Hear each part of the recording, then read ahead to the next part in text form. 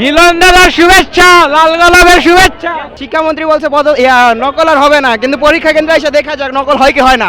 মিলন আঙ্কেলকে ভয় পাই না, পড়তে হবে, নকল আর হবে না। এবার বিশ্বকাপ নেবে, ম্যাচ আছে কালকে, সবাই দেখবেন। ভালো ভালো, বেস্ট অফ লাক। শিক্ষামন্ত্রী আসলে আমাদের প্রশ্ন অনেক সহজ করছে, অনেক ভালো হয়েছে আমাদের পরীক্ষা আজকে। শিক্ষামন্ত্রী আসলে আমাদের প্রশ্ন অনেক সহজ করছে, অনেক ভালো হয়েছে আমাদের পরীক্ষা আজকে। এমসিকিউটা হার্ড হয়েছে অনেক। আমার এমসিকিউ এমন অবস্থা হয়েছে যে আমার চারটেই ঠিক লাগে। মিলন স্যার একটু বিষয়টা দেখা উচিত। আজকে বাংলা প্রথম পত্র পরীক্ষা ছিল, এত জোশ ছিল, এত জোশ ছিল, মানে যদি আমি নাও পড়তাম তারপর আমি লিখে দিয়ে আসতাম এ প্লাস কনফার্ম।